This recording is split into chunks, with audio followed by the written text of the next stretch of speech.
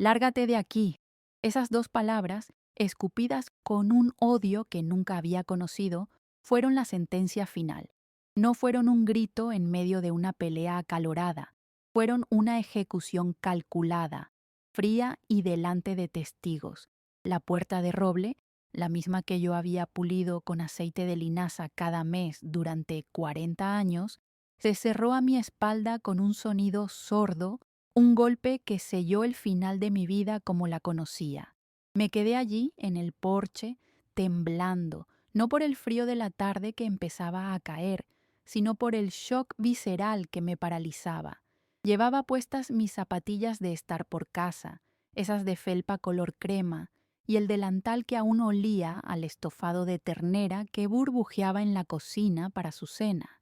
A mis 62 años, después de 4 décadas de ser la esposa, la madre, la administradora, la enfermera y la confidente silenciosa, Ricardo, mi esposo, el hombre por el que había sacrificado mi propia carrera de traductora, me acababa de arrojar a la calle como si fuera un trasto inútil, un desperdicio.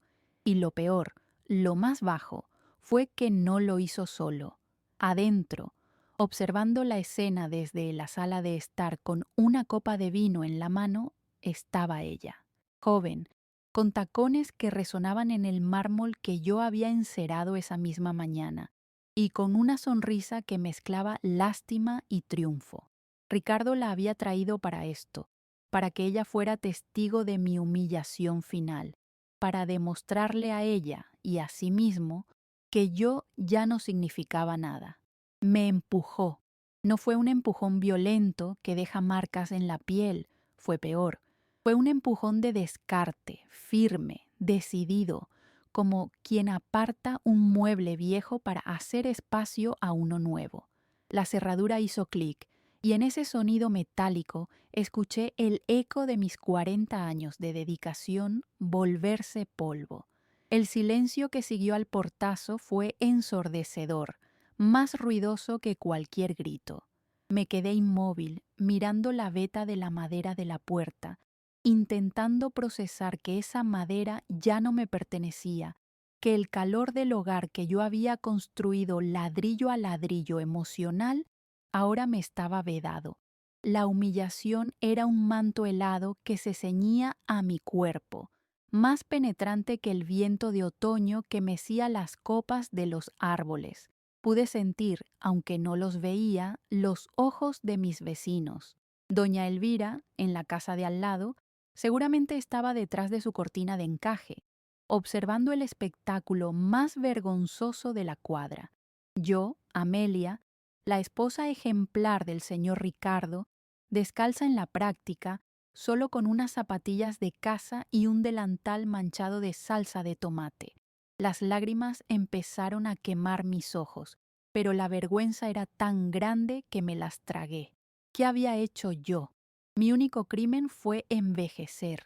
Mi crimen fue volverme cómoda, predecible, parte del paisaje de su vida, tanto que él sintió la necesidad de un paisaje nuevo y exótico.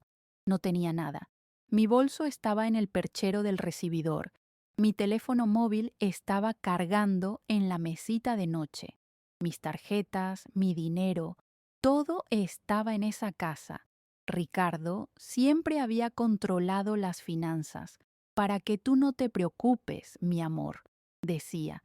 Y yo, tontamente, le había creído. No era una esposa, era una empleada sin sueldo a la que acababan de despedir sin indemnización. Me sentí la mujer más fracasada, invisible y estúpida del planeta. No sé cuánto tiempo estuve paralizada en ese porche. ¿5 minutos? ¿1 hora?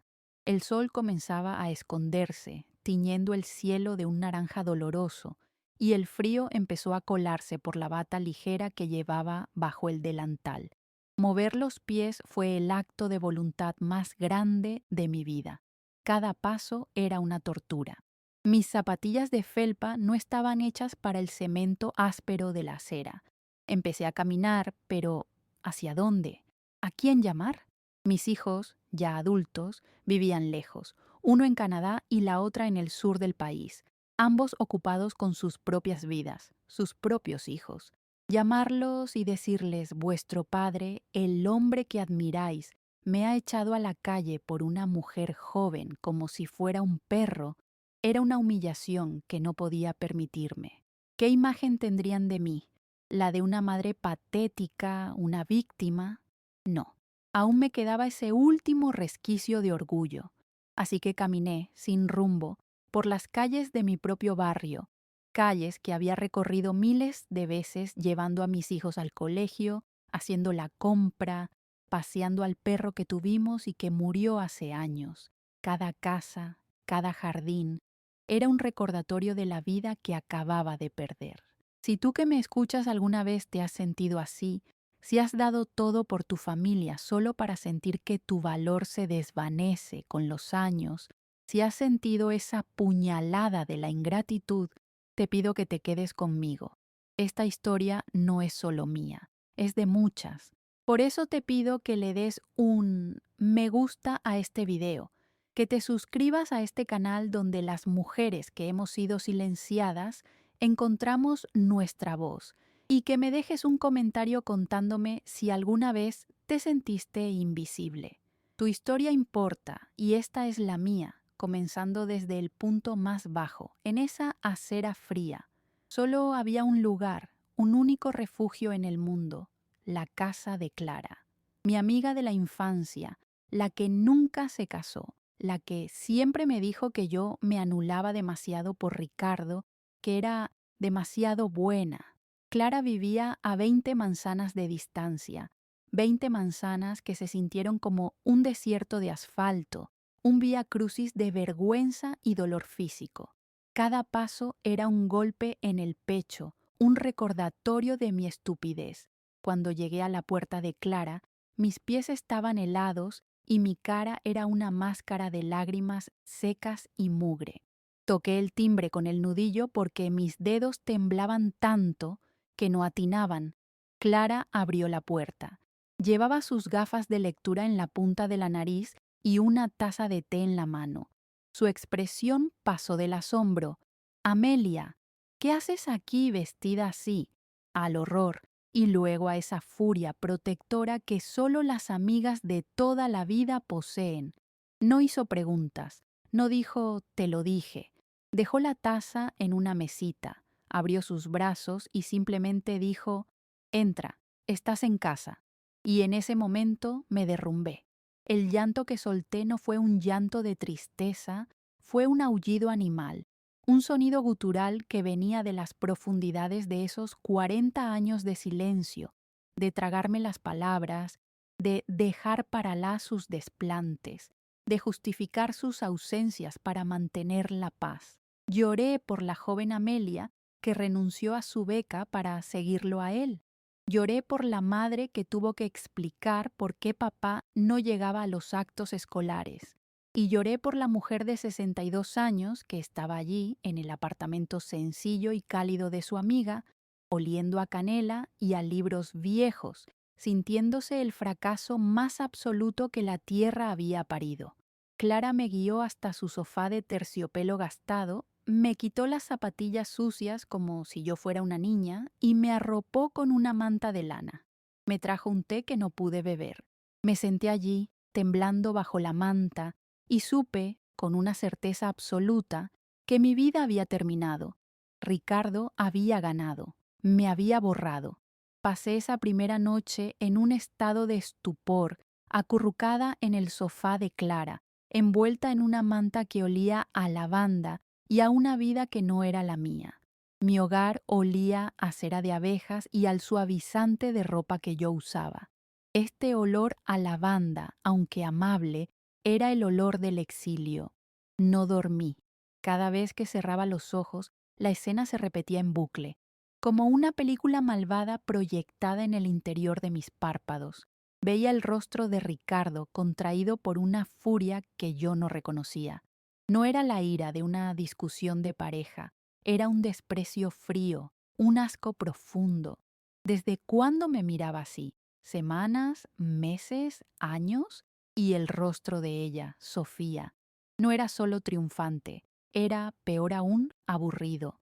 Me miraba como si yo fuera un insecto molesto, un trámite desagradable que había que despachar antes de poder seguir con la parte divertida del día. Su condescendencia era casi peor que el grito de Ricardo. La vi evaluar mi bata, mis zapatillas, mi rostro arrugado por el llanto, y una pequeña sonrisa se dibujó en sus labios perfectamente perfilados. Ella era el futuro, yo era una reliquia vergonzosa. Y Ricardo, de pie junto a ella, hinchado de una masculinidad patética, me empujó. Sus manos, las mismas manos que yo había sostenido durante la gripe, las mismas manos que habían acariciado a mis hijos recién nacidos, me empujaron con una fuerza impersonal, como si apartara un saco de patatas. El sonido de la puerta, el clic de la cerradura y luego el silencio. Me quedé reviviendo eso una y otra vez, sintiendo la impotencia como un veneno físico que me paralizaba las extremidades. Era una mujer de 62 años sin nada, ni siquiera un cepillo de dientes. La humillación más profunda, la que me calaba los huesos, no era solo el acto de la expulsión, sino la meticulosa planificación detrás de él. Esto no había sido un arrebato. Ricardo había elegido el momento. Había esperado a que yo estuviera en mi estado más vulnerable, en bata, preparando la cena, con las manos oliendo a ajo. Había traído a su amante a mi casa, no a escondidas, sino como una declaración de poder. La había paseado por mi sala de estar. Recordé cómo, al presentarla, Amelia, ella es Sofía, una asociada de negocios, ella me había dado la mano. Su mano era suave, llena de anillos caros, y la mía estaba áspera por el jabón de los platos. Pero no fue un apretón de manos, fue una evaluación. Sus ojos, fríos y analíticos, recorrieron mi sala, mis muebles, las fotografías de mis hijos en la repisa. La vi juzgar mi vida, mi gusto, y encontrarlo anticuado. Ella caminaba por mi casa con un sonido que mi hogar nunca había tenido. El clic, clic, clic agudo de sus tacones de aguja sobre el mármol. Mi casa era un lugar de pasos silenciosos, de zapatillas, de confort. Ella trajo el sonido de la calle, el sonido de la invasión, y Ricardo la observaba, disfrutando del espectáculo. Disfrutaba de mi confusión, de mi creciente pánico. Quería que ella viera cómo me desmantelaba. Quería que ella viera que yo no tenía poder, que él era el dueño y señor de todo lo que yo creía nuestro. Allí estaba yo, Amelia, la constructora de ese hogar, reducida a un obstáculo. Yo, con mi delantal y mi olor a comida casera, frente a ella, que olía a un perfume caro y agresivo, algo floral pero químico, un olor que parecía llenar la habitación y ahogarme. Me miré las manos, manchadas de salsa de tomate, y luego miré sus uñas, largas, rojas, perfectas. Eran las manos de una mujer que no había fregado un plato en su vida. Eran las manos que ahora tocarían a mi marido, que dormirían en mis sábanas. Ricardo, en su arrogancia, ni siquiera me dio la dignidad de una conversación privada. Lo hizo público. Lo hizo frente a ella para sellar su pacto, para demostrarle que el pasado estaba liquidado. Y cuando yo, tontamente, intenté poner un límite, cuando vi que ella, con la confianza de una reina, se dirigía a la escalera hacia nuestra habitación, fue cuando mi voz rota salió. Ricardo, ¿a dónde va? Esa es nuestra habitación. Él ni siquiera me miró a mí. Miró a Sofía, le sonrió cómplice y dijo, ella ya se va. Y entonces, solo entonces, se giró hacia mí para dar el golpe final. Lárgate de aquí, no quiero oírte. El gesto de empujarme fue la culminación. No fue un empujón violento que me hiciera caer, sino uno firme, humillante, que me hizo trastabillar hacia atrás. Tropecé con el felpudo que yo misma había comprado, casi caigo por los 2 escalones del porche. Y mientras yo luchaba por mantener el equilibrio en mis ridículas zapatillas, él cerró la puerta. Oí el clic del pestillo y luego el sonido más terrible de todos, el tut sordo y metálico del cerrojo de seguridad. Ese cerrojo que solo poníamos por la noche, juntos, antes de dormir. Esta vez lo estaba usando contra mí, para dejarme fuera, para declararme oficialmente una extraña. La luz del porche, esa que yo siempre insistía en dejar encendida para dar la bienvenida, ahora me iluminaba en mi desgracia, exponiéndome a la calle, a las cortinas que sin duda se movían en las ventanas de los vecinos. Me sentía disecada, un espécimen de fracaso expuesto en una vitrina. Pasé las siguientes 24 horas en el sofá de Clara, en una especie de limbo gris. Clara se movía a mi alrededor con una delicadeza infinita. Me traía tazas de té que yo no podía beber. El líquido caliente se sentía como plomo en mi garganta. Me ofrecía tostadas que se convertían en ceniza en mi boca. No podía comer, no podía pensar. Mi cerebro se negaba a procesar el futuro. ¿Qué se suponía que debía hacer ahora?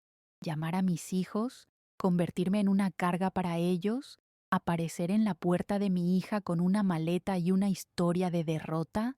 No podía. La vergüenza era un muro infranqueable. ¿Llamar a la policía? ¿Qué les diría?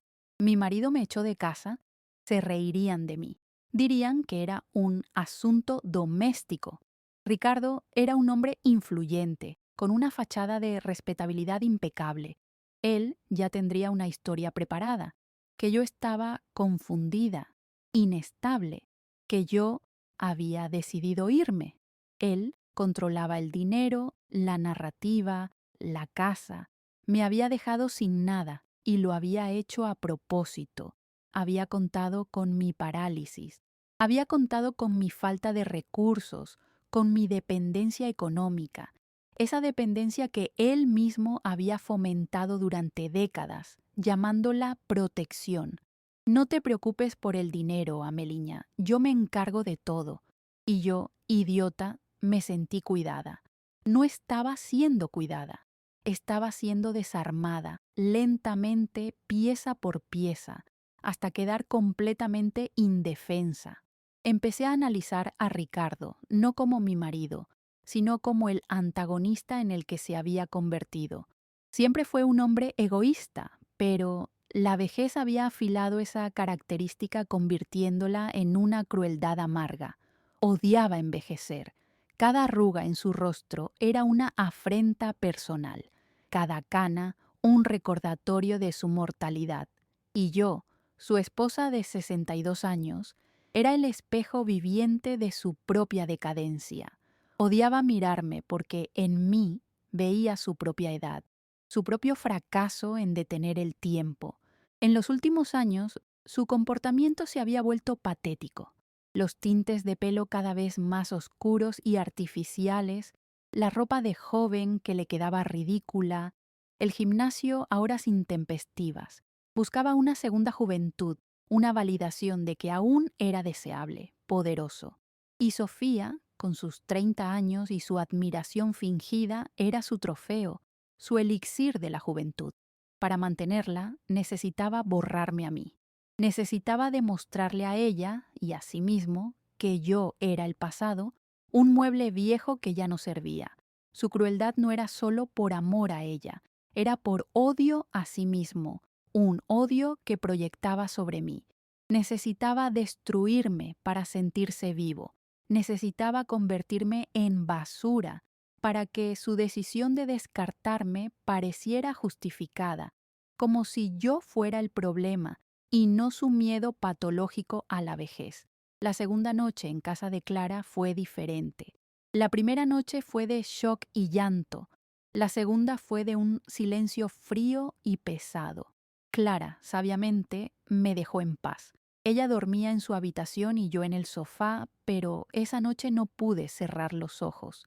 La adrenalina del trauma había desaparecido, y en su lugar quedó un vacío inmenso.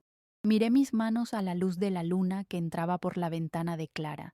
Eran manos capaces, manos que habían construido un hogar, que habían manejado un presupuesto familiar con la precisión de un contador, que habían organizado cada aspecto de la vida de Ricardo para que él pudiera brillar. ¿Eran esas las manos de una mujer inútil? ¿Eran esas las manos de alguien que merecía ser descartada? La impotencia seguía ahí, pero estaba siendo teñida por una nueva emoción, una que no reconocía al principio. Era una ira, pero no era una ira caliente y explosiva como la de Ricardo. Era una ira fría, una ira calculadora, una ira que no buscaba gritar, sino actuar. Había tocado fondo, ya no había más lágrimas que derramar. Estaba vacía. Me senté en el borde del sofá, mirando la luz grisácea de la mañana filtrarse por la ventana. Ya no sentía dolor, sentía nada. Y desde esa nada, desde ese punto cero absoluto, surgió el primer pensamiento claro. Ricardo me había tratado como a una tonta. Había asumido que después de 40 años de servicio doméstico no remunerado, yo era incapaz de pensar por mí misma. Me había subestimado, ese fue su error. Mientras el sol comenzaba a teñir el cielo de un gris pálido, algo dentro de mí hizo clic. El llanto se había secado. Las lágrimas habían limpiado la niebla de mi cerebro. Ricardo pensaba que mi serenidad era pasividad, que mi silencio era estupidez. No se daba cuenta de que la misma fuerza que había usado durante décadas para mantener la paz, para sostener su ego frágil, para criar a nuestros hijos casi sola, esa misma fuerza seguía intacta. Simplemente nunca había necesitado usarla para mí misma. Hasta ahora. Me levanté del sofá ya no como una víctima temblorosa, sino como una mujer que había sido despertada bruscamente de un largo sueño. Mi matrimonio había muerto, eso estaba claro. Pero yo, Amelia, no estaba muerta, y no iba a permitir que él escribiera el final de mi historia. No, yo no sería la víctima. No sería la pobre Amelia. No sería la vieja descartada. Iba a luchar. No sabía cómo. No tenía un plan. No tenía dinero. Ni siquiera un par de zapatos decentes. Pero en ese momento, en la quietud del apartamento de Clara, tomé una decisión. No iba a permitir que él ganara. Iba a recuperar mi dignidad, aunque fuera lo último que hiciera. El gatillo de mi cambio no fue la rabia, fue la memoria. De repente, en la quietud de la madrugada en casa de Clara, recordé algo. Una conversación de hacía más de 40 años. Mi padre, un hombre desconfiado y sabio, el día de mi boda. Ricardo estaba encantado con el regalo de bodas de mi padre, la casa. Una hermosa casa en el mejor barrio. Ricardo se había encargado de toda la papelada, como él decía. Siempre se refirió a ella como mi casa. En mi casa se hace esto. He trabajado duro por esta casa, pero la memoria que me asaltó fue la de mi padre, tomándome del brazo justo antes de entrar a la iglesia. Me dijo: Amelia, hija mía, el amor es bueno, pero el papel es seguro. Esta casa es tuya, es tu refugio. Nunca dejes que nadie te haga sentir una invitada en ella. En ese momento desestimé sus palabras como la preocupación de un padre anticuado. Ricardo me amaba, ¿verdad? Pero ahora, esas palabras resonaban con una claridad aterradora. ¿Qué había querido decir mi padre? ¿Era solo una metáfora o era una advertencia literal? Mi padre era un hombre de negocios, no hablaba en metáforas. La revelación cayó sobre mí como un cubo de agua helada. Ricardo, su obsesión por manejar cada documento, su insistencia en que yo no me preocupara mi linda cabecita con cosas de impuestos, escrituras o cuentas bancarias. No me estaba protegiendo, me estaba aislando, me estaba desinformando deliberadamente. ¿Era posible? ¿Era posible que él supiera algo que yo no sabía? ¿Que la casa no fuera suya en absoluto? el desprecio con el que él siempre trató esa casa, como si fuera una carga que él soportaba galantemente. Y si todo eso fue una actuación de 40 años para mantenerme ignorante, para asegurarse de que yo nunca mirara los papeles correctos, el hombre que me había echado como a un perro no era solo un adúltero cruel, era potencialmente un estafador que había vivido de mi herencia mientras me hacía sentir que yo era la mantenida. La ira que sentí en ese momento fue tan pura, tan fría, que quemaba. Ya no era por la amante, ya no era por la humillación, era por la mentira, por el robo de mi seguridad, de mi historia, de la protección de mi padre. Decidí que, antes de aceptar mi destino como una vieja descartada, necesitaba saber la verdad absoluta, no por la casa, sino por mí. Necesitaba saber quién era yo en esos papeles. Mi promesa interna estaba hecha. Ya no era una víctima llorando en un sofá, era una investigadora, una mujer con una misión. Me levanté con un propósito que hizo que mis rodillas dejaran de temblar. Fui a la cocina, donde Clara estaba leyendo el periódico fingiendo no mirarme. Ella levantó la vista y sus ojos se abrieron de par en par. Vio el cambio. La Amelia derrumbada había desaparecido. Le pedí su teléfono. Mi voz no tembló. Necesito hacer una llamada, Clara, y necesito que me prestes algo de dinero para un taxi, una consulta. Clara no preguntó nada, solo asintió y me dio su bolso. Busqué en mi memoria el nombre del abogado de mi padre, un hombre que mi padre describía como un zorro astuto, pero nuestro zorro, doctor Matías, un nombre que no había pensado en décadas. Recé para que el bufete aún existiera. Busqué en la guía telefónica del teléfono de Clara. Matías y Asociados. El corazón me dio un vuelco. Marqué el número. La voz de una recepcionista sonó al otro lado. Habla Amelia de Sousa, dije, y me sorprendió la firmura de mi propia voz. Soy la hija de un antiguo cliente, el señor Alberto de Sousa. Necesito una cita urgente con el doctor Matías. Es un asunto de propiedad y un desalojo. La ironía de mis propias palabras casi me hace sonreír. Conseguí una cita para esa misma mañana en 1 hora. El primer paso estaba dado. El viaje en taxi a la oficina del doctor Matías fue un acto de fe. Clara me había prestado un vestido suyo, uno de un color beige neutro, un poco anticuado, pero limpio y digno. También me dio unos zapatos de tacón bajo que, milagrosamente, me quedaban bien. Me miré en el pequeño espejo del taxi.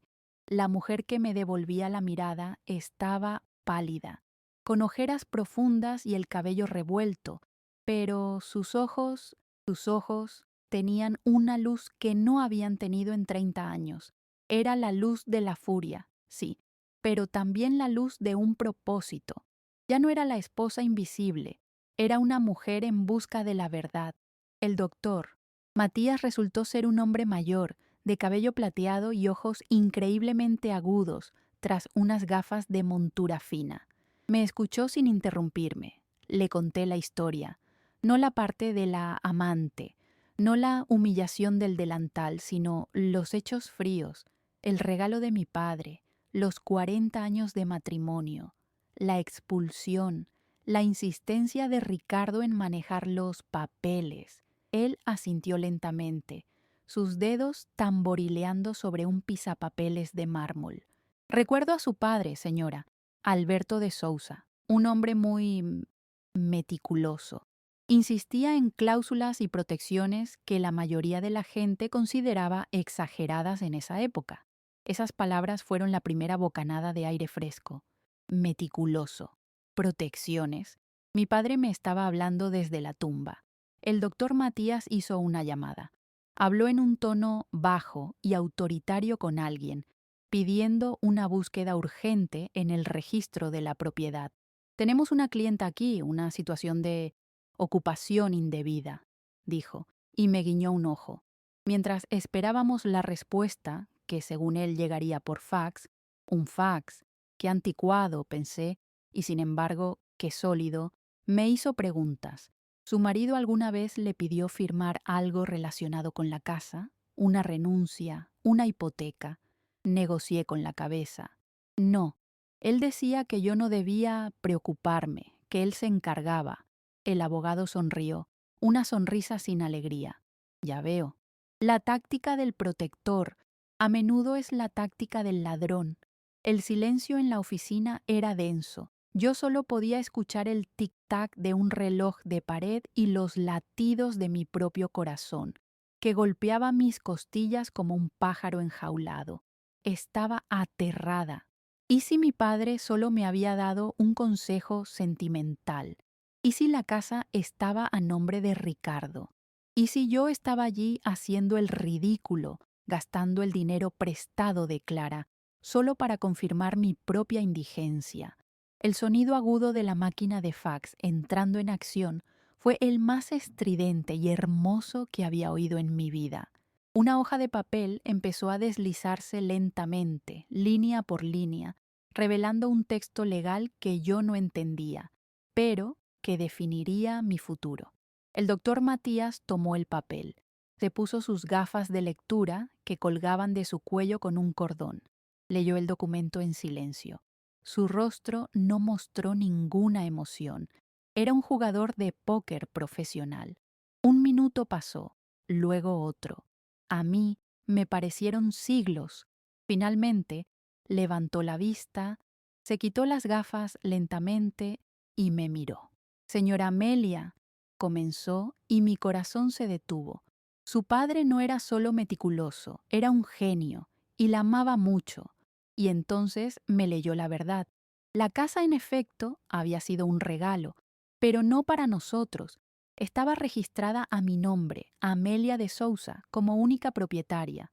Pero había más. Mi padre, ese viejo zorro desconfiado, había incluido una cláusula de usufructo vitalicio para mí, Amelia, con una condición muy específica, casi poética en su crueldad legal. Ricardo, como mi esposo legal, tenía derecho a vivir allí, pero... Y aquí estaba el golpe maestro. Ese derecho quedaba anulado y extinguido de forma inmediata y automática, volviendo a mí el 100% del dominio pleno de la propiedad en caso de separación de hecho causada por adulterio comprobado, o, más específicamente, si se demostraba que otra mujer que no fuera la esposa legal pernoctase en la propiedad con intenciones maritales. Ricardo no solo me había echado, él mismo había activado la bomba legal que mi padre había plantado 40 años atrás. Él había traído a la amante a la casa. Él había dormido con ella en mi cama. Él mismo había firmado su propia sentencia de desalojo. El abogado me miró, esperando mi reacción. Yo no lloré, no grité. Sentí una ola de calma fría, una sensación de justicia tan pura que me dejó sin aliento. Ricardo lo sabía, claro que lo sabía. Por eso había ocultado ese documento con tanto celo. Por eso su constante farsa de ser el proveedor, el dueño de la casa, era para que yo nunca, nunca tuviera la curiosidad de mirar. Su arrogancia, su confianza absoluta en mi pasividad y mi ignorancia había sido su perdición. Él pensaba que me había descartado a mí, pero en realidad se había descartado a sí mismo de mi propiedad. El doctor Matías me explicó el siguiente paso. Legalmente, señora Amelia, ese hombre es un intruso, es un ocupa. Podemos llamar a la policía ahora mismo y sacarlo en pijama. La imagen me produjo una satisfacción fugaz, pero la negué con la cabeza. No, yo no era Ricardo, yo no iba a hacer un espectáculo para los vecinos, no iba a rebajarme a su nivel de agresión. Doctor, le dije, y mi voz era firme, yo no quiero esa casa, ya no es mi hogar, está manchada, está llena de su presencia. Yo no quiero volver, yo quiero mi libertad y quiero mi paz. El doctor Matías sonrió. esta vez de verdad. Entendido. Entonces no vamos a pedirle que se vaya. Vamos a informarle que se tiene que ir. Hay una diferencia. Me explicó el plan. Como propietaria absoluta y legal del inmueble, yo tenía todo el derecho de venderla, inmediatamente, sin su firma, sin su consentimiento, sin su conocimiento siquiera. Y da la casualidad, dijo él, levantando el teléfono de nuevo, que tengo una lista de clientes buscando propiedades en esa zona, clientes con prisa y con dinero. Hizo otra llamada. Habló de una oportunidad de mercado, una venta motivada, un cierre rápido. En menos de 15 minutos tenía una pareja interesada, los Monteiro, un matrimonio de inversores que compraba propiedades al contado y que podía ver la casa esa misma tarde. Señora Amelia, dijo el doctor Matías, guardando sus papeles en un maletín de cuero elegante. ¿Está lista para volver a casa? No a rogar, a notificar. El plan estaba en marcha. La tensión era casi eléctrica. Este no era un plan de venganza, era un plan de justicia. Ricardo me había dado 48 horas de infierno. Yo le iba a dar 24 horas para desocupar mi casa. El viaje de regreso a mi calle fue surrealista. El doctor Matías conducía su propio coche, un sedán oscuro y silencioso. A mi lado, en el asiento del copiloto, estaba yo, Amelia, pero era una Amelia que no conocía. Llevaba el vestido prestado de Clara, los zapatos apretados, pero me sentía blindada. En el maletín del abogado, en el asiento trasero, descansaba el documento. La escritura, mi verdad. No sentía miedo, sentía una especie de paz de guerra. Sabía que esta era la batalla final y yo iba armada, no con gritos, sino con la ley, con la verdad. La verdad que Ricardo se había esforzado tanto por ocultar, por enterrar bajo 40 años de condescendencia y mentiras piadosas. Estaba a punto de enfrentar al hombre que me había llamado basura, pero esta vez yo sostenía la escritura. El doctor Matías me había dado instrucciones claras. Deje que yo hable primero. Mantenga la calma. Usted es la dueña. Él es el intruso. Recuerde eso. Cuando doblamos la esquina, vi la casa, mi casa. Se veía exactamente igual que hace 2 días. Los rosales que yo había podado el fin de semana seguían allí. El felpudo de bienvenido seguía en la puerta. Pero todo era una mentira. Estacionamos justo enfrente. Llegamos a la calle. Mi calle. Los Monteiro ya estaban allí, en un coche lujoso. Eran una pareja elegante, de aspecto serio. Me saludaron con respeto. El doctor Matías no les había contado la historia, solo los hechos. La dueña quería una venta rápida. Nos agrupamos en la acera. El doctor Matías, el señor y la señora Monteiro y yo, un pequeño ejército de dignidad. Caminamos juntos hacia la puerta, el mismo porche, la misma puerta de madera, pero esta vez yo no estaba sola, esta vez yo no estaba descalza, esta vez yo no venía a pedir permiso. El doctor Matías, el señor y la señora Monteiro y yo, un pequeño ejército de dignidad. Me acerqué y toqué el timbre. No usé la llave que solía tener, la que ahora estaba inservible en algún lugar de la casa. Toqué el timbre, como una visitante, como la dueña que viene a inspeccionar su propiedad. Oímos pasos adentro. La puerta se abrió. Era Ricardo. Estaba en bata, exactamente como lo había imaginado, con una taza de café en la mano. Su cabello estaba despeinado, parecía relajado. Cuando me vio, su rostro se transformó. Primero fue confusión, luego se tornó en esa arrogancia burlona que tan bien conocía. El corazón me golpeaba en la garganta, un tambor sordo. Cada paso, desde la acera hasta el porche, era 1 kilómetro.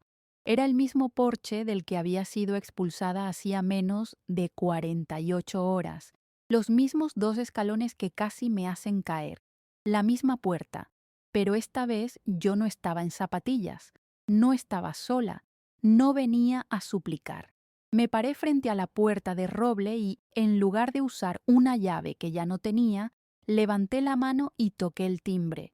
El sonido, un ding-dong alegre que yo misma había elegido hacía años, sonó extrañamente fúnebre en el silencio de la tarde. Oímos pasos adentro. No los pasos apresurados de Ricardo, sino el clic, clic, clic agudo de los tacones de ella, seguido por la voz más grave de Ricardo, riéndose de algo. Mi estómago se contrajo, pero mantuve la barbilla en alto. El doctor Matías se paró ligeramente delante de mí como un escudo, y los Monteiro esperaban detrás, con la impaciencia profesional de quienes huelen un buen negocio. La mirilla de la puerta se oscureció. Alguien estaba mirando. Luego oímos el sonido de la cerradura, no el cerrojo de seguridad, solo la cerradura normal. La puerta se abrió. Allí estaba él, Ricardo, en bata. Una bata de seda azul marino que yo le había regalado por su 60º cumpleaños. Su cabello estaba despeinado, no por el sueño, sino por la actividad. Tenía una taza de café en la mano y una sonrisa de satisfacción en el rostro. Una sonrisa que se congeló y se convirtió en una mueca de incredulidad y desprecio cuando me vio. ¿Tú? Soltó su voz cargada de asco. ¿Qué demonios haces aquí? ¿Vienes a rogar? Te dije que te largaras. ¿No tienes dignidad? ¿Vienes a buscar tus trapos viejos? Su voz era fuerte, proyectada para que la mujer que sin duda estaba escuchando adentro pudiera oírlo dominarme una vez más. Se apoyó en el marco de la puerta, bloqueando la entrada, el dueño del castillo. ¿Y quiénes son estos?, dijo, mirando con desdén al doctor Matías y a los Monteiro. Lo que sea que vendas no nos interesa. Ahora vete de mi porche, Amelia. Estás haciendo el ridículo. Y se dispuso a cerrar la puerta en nuestras caras. Ese fue el momento en que el doctor Matías, con un movimiento sorprendentemente rápido, puso su pie calzado en un zapato caro entre la puerta y el marco, bloqueándola. Ricardo lo miró con furia. ¿Qué se cree que hace? Voy a llamar a la policía. Y fue entonces, antes de que Ricardo pudiera seguir con su farsa, que yo hablé. Mi voz no salió temblorosa ni aguda por el llanto. Salió fría, clara y nivelada. Una voz que ni yo misma sabía que poseía. Ricardo, dije, y él se sobresaltó al oírme. Yo no vine a buscar nada. Él me miró, confundido por mi tono. La burla desapareció de su rostro, reemplazada por una cautela repentina. Yo vine a traer. Justo en ese instante, Sofía, la amante, apareció detrás de él, envolviéndose en una bata de seda roja que, con horror, reconocí como mía, una que yo nunca me atrevía a usar. ¿Quién es, amor? ¿Por qué tanto escándalo?, dijo con voz melosa, y luego me vio. Su rostro se llenó de esa misma sonrisa de lástima y triunfo. Ese fue el catalizador. Ignorándola a ella, me dirigí a los Monteiro. Señor y señora Monteiro, les presento la fachada. Como ven, es sólida. Lamento el inconveniente en la entrada. Ricardo me miraba como si me hubiera vuelto loca. ¿Ver qué? Monteiro. Amelia, ¿qué diablos estás diciendo? Fue entonces cuando el doctor Matías dio un paso al frente, empujando suavemente la puerta, lo suficiente para que Ricardo tuviera que retroceder. Señor Ricardo, buenos días. Mi nombre es doctor Matías y represento a la propietaria legal de este inmueble. Ricardo soltó una carcajada, pero sonó hueca, nerviosa. Propietaria, el propietario soy yo. Esta es mi casa. El doctor Matías no sonrió. Sacó de su maletín el documento, la copia certificada del registro de la propiedad, y la sostuvo frente a la cara de Ricardo. Me temo que está usted en un error. La propiedad está, y siempre ha estado, a nombre de la señora Amelia de Sousa, aquí presente, por donación de su difunto padre, Alberto de Sousa. La sangre desapareció del rostro de Ricardo. Miró el papel, luego a mí, y vi el pánico puro y primitivo naciendo en sus ojos. Eso es mentira, es un truco. Ella no sabe nada de esto. Oh, pero ahora lo sabe, dijo el doctor Matías con calma. Y lo que es más importante, la escritura original contiene la cláusula 4b. En ese momento, la amante Sofía dejó de sonreír. Se acercó más, tratando de entender. Una cláusula que estipula que, en caso de que usted pernoctara en esta propiedad con una persona ajena al matrimonio, perdería automáticamente todo derecho de residencia. El silencio que cayó fue absoluto. El color desapareció por completo del rostro de Ricardo. Se volvió de un blanco cerúleo. Miró a Sofía, parada a su lado, en mi bata roja, y luego me miró a mí. Vio la trampa cerrarse, una trampa que él mismo había activado con su arrogancia. «Amelia», le susurró, y su voz era un quejido patético. «Amelia, no puedes hacerme esto. 40 años». Pero yo no lo miraba con odio, lo miraba con una distancia quirúrgica. Vi por primera vez al hombre débil, patético y cobarde que se escondía detrás del tirano. La amante, Sofía, dio un paso atrás, alejándose de él como si de repente tuviera una enfermedad contagiosa. Su cerebro de calculadora rápida estaba procesando la nueva información. El hombre poderoso que le había prometido el oro y el moro era un impostor, un ocupa. El doctor Matías continuó, su voz cortando el aire. La señora de Sousa ha aceptado una oferta de compra de los señores Monteiro, aquí presentes. Ellos desean evaluar la estructura antes del cierre. Y usted, señor, tiene exactamente 24 horas para desocupar la propiedad que, legalmente, nunca le perteneció. Esta es una notificación formal de desalojo. Los Monteiro, con una profesionalidad impecable, dieron un paso al frente. «Si no le importa», dijo el señor Monteiro, «¿podríamos empezar por el jardín?» El colapso de Ricardo fue total, pero no fue ruidoso. Fue un derrumbe interno. Se quedó mudo, boqueando como un pez fuera del agua.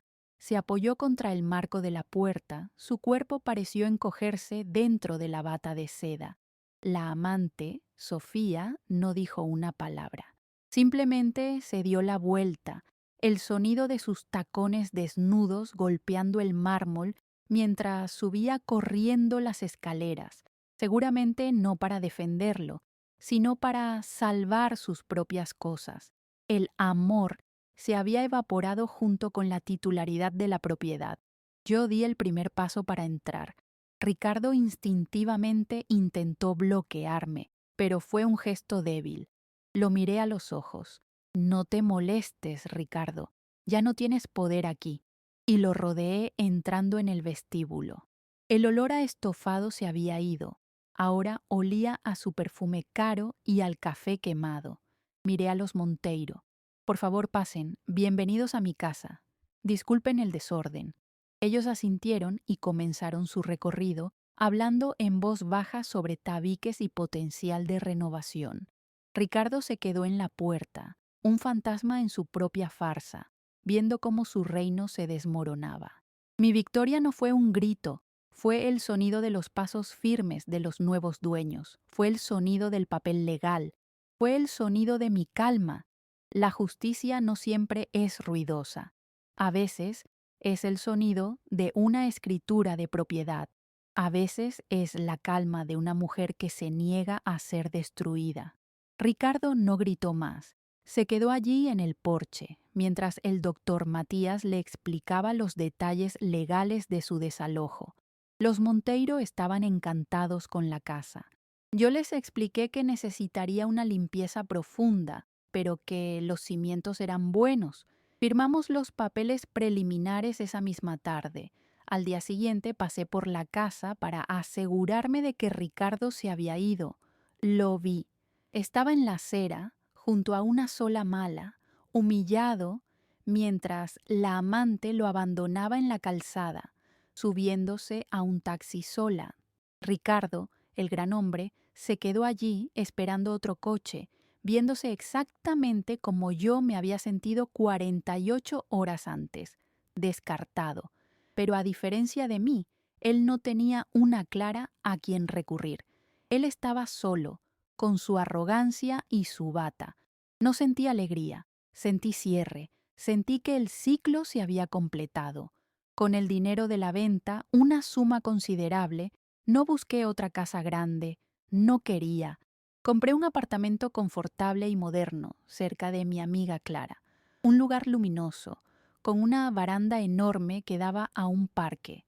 Era más pequeño, pero era completamente mío. Cada mueble, cada cuadro en la pared, lo elegí yo. Por primera vez en mi vida, no tenía que consultar a nadie, no tenía que pedir permiso. Pinté las paredes de un color durazno claro que siempre me había gustado y que Ricardo siempre había odiado. Llené el balcón de geranios y lavanda. El silencio en mi nuevo hogar era diferente. Ya no era el silencio tenso de un matrimonio infeliz ni el silencio aterrador de la calle. Era paz, era el sonido de mi propia respiración, el sonido de mi propia vida, el sonido del teclado mientras retomaba mi antiguo trabajo de traductora, algo que había abandonado por él y que ahora retomaba por mí.